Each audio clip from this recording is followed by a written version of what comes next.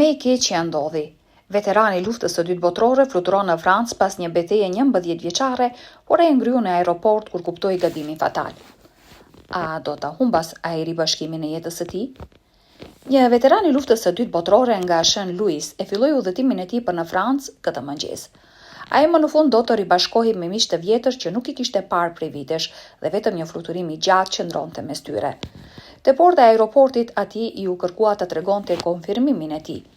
Gjoku nxori telefonin e tij duke kaluar ekran pas ekrani, duke u përpjekur të gjente biletën digjitale. Një ndjenjë nervozizmi filloi të ndërtohej ndërsa ai nuk gjeti asgjë. Zhurma e terminalit të zënë vetëm sa ai përkeqësonte gjërat. Stafi i aeroportit e kishte parë këtë lloj gjëje më parë, kështu që ata qëndruan të qetë. Ndërsa Gjeku vazhdonte të lëvizte, ai mund të ndjente njerëzit pas tij duke e parë. Zhurma e butë e bisedave e bënte të qartë se ata po bëheshin të paduruar. Duart e Gjekut lëviznin më shpejt, por gjoksi i tij ndihej i shtrënguar. Ku e kishte ruajtur atë bilet? Pse nuk po e gjente tani? Pas disa minutash të tensionuara, Gjeku ngriti syt dhe i tha stafit se nuk po e gjente atë. Ai pyeti nëse mund të kontrollonin sistemin e tyre për të konfirmuar se kishte një rezervim. Punonjësia tha se ata ende kishin nevojë për dëshmi blerjeje, por pranoi të hidhte një sy. Pas një kërkimi të shpejt, ajo u vërejt. Nuk kishte vend në emrin e tij. Gjeku këmbënguli se duhej të kishte një gabim, por stafi shpjegoi se nuk mund ta lejonin të hipte pa emrin e tij në sistem ose një bilet të vlefshme. Me mirësjellje, ata i kërkuan atij të lëvizte me njëa në mënyrë që të ndihmojshin të tjerët. Ende duke shtrënguar telefonin e tij, Gjeku qëndroi pranë anës, duke shfletuar çdo aplikacion dhe email, duke u përpjekur të mos humbiste shpresën. Një antare e mirë e stafit vuri re vështirësinë e tij dhe erdhi për të ndihmuar. Së bashku ata gërmuan në çdo dosje të mundshme. Aeroporti gumzhinte rreth tyre dhe njerëzit vazhdonin të hidhnin syt me kurreshtje. Gjeku mezi e vuri re, gjithçka që mund të mendonte ishte ribashkimi i shumë pritur që tani varej në një fije. Pastaj nga hiqi e kapi, Gjeku ngriu, pastaj lëshoi një qeshje të qetë të turshme. Ai papritmas u kujtua se çfarë kishte ndodhur.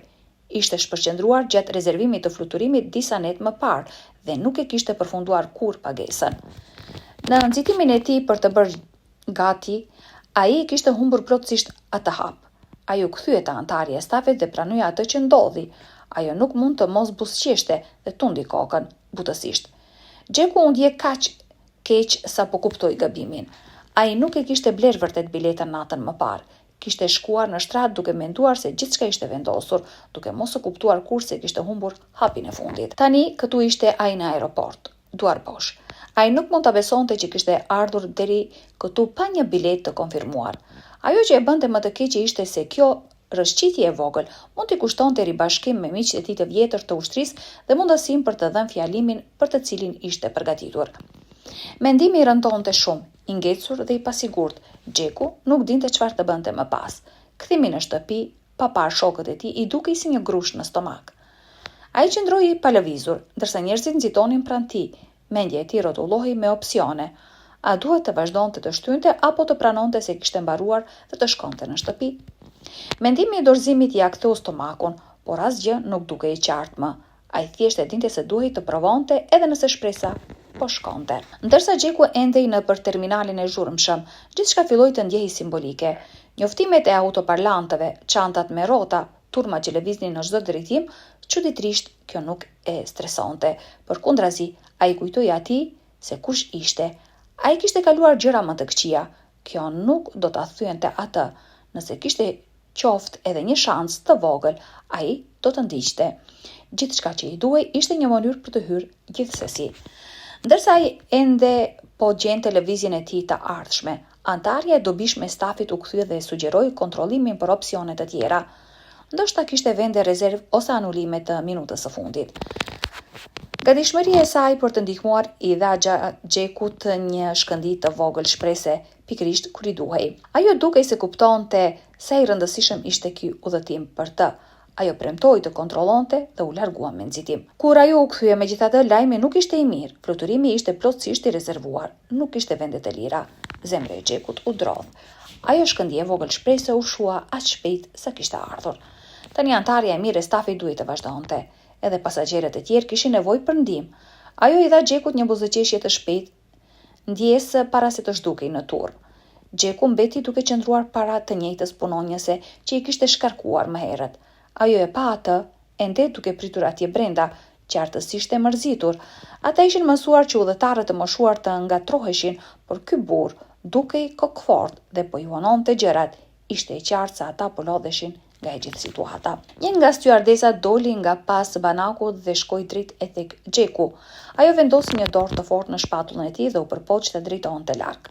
Zotri, ju nuk keni bilet, ju nuk mund të hipni në këtë fluturim, ju duhet të largoheni, tha ajo ashpër. Unë e kuptoj dhe më vjen shumë keq, u përgjigj Gjeku, zëri i tij i qëndrueshëm por lutës. Unë thjesht duhet të jem në këtë fluturim. Ju lutem, duhet të ketë diçka që mund të bëni. Nuk ka, u përgjigj ajo, toni i saj i shesht. Askush nuk mund t'ju ndihmoj. Është koha për të shkuar, shtoi ajo, duke udhëhequr atë disa hapa larg portës. Por Gjeku nuk ishte gati të dorëzohej. Ajo kthye qetësisht në zonën pranë tavolinës, jo në rrugë, thjesht aq afër sa për të mbajtur një sy në atë që po ndodhte. Ai e dinte se ndonjëherë pasagerët nuk shfaqeshin dhe ishte i gatshëm të priste derisa çdo person i vetëm të ishte në atë aeroplan. Punonjësit dhanë një pshërëtim të rëndë, por e injoruan atë, duke shpresuar se ai përfundimisht do të lodhej dhe do të largohej. Në fund të fundit, sa kohë mund të qëndronte vërtet? Megjithatë, Gjeku nuk kishte mbaruar ende. Ai kishte një ide të fundit, një goditje të fundit që mund të funksiononte. Me një frymëmarrje të thellë ai nxori telefonin dhe bëri një telefonat. Në anën tjetër ishte vajza e tij Angel, e cila thjesht njihte botën e linjave ajrore më mirë se shumica. Ai shpjegoi gjithçka asaj, duke parashtruar të gjithë situatën dhe duke pyetur nëse kishte diçka, ndonjë gjë që ajo mund të bënte për ta ndihmuar. Punonjësit aty pranë e ndëgjuan bisedën dhe rrotulluan syt. Në mendjet e tyre ishte e kotë. Çfarë mund të bënte vajza e tij? Por për habjen e tyre, vajza e Gjekut kishte lajme që do të ndryshonte gjithçka.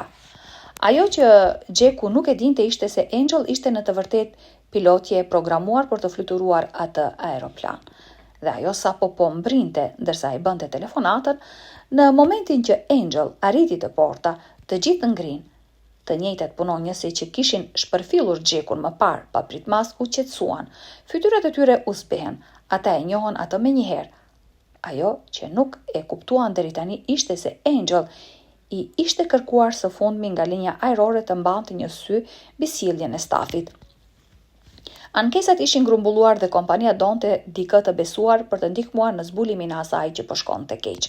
Fatkeqësisht, për ekuipazhin e portës, duke sa ato sapo kishin treguar anën e tyre më të keqe pikrisht para vlerësueses së tyre. Styardesa nxitoi shpejt te Angel, duke u penguar me fjalët e saj ndërsa ajo u përpoq të shpjegonte. Ajo këmbënguli sa ata po ndiqnin vetëm politikën e kompanisë. Në fund të fundit, Gjeku nuk kishte bilet dhe nuk kishte asnjë mënyrë për të lejuar dikën në një aeroplan pa një të tillë, përveç nëse natyrisht ai ishte babai i pilotës. Angel pranoi se po, ata kishin ndjekur rregullat, por pastaj i thiri me qetësi për mënyrën se si e kishin trajtuar atë. Shfryrja ndaj një burri të moshuar që thjesht bëri një gabim dhe po kërkonte ndihmë, nuk ishte e pranueshme. Si do të ndiheshit ju? Pyeti ajo.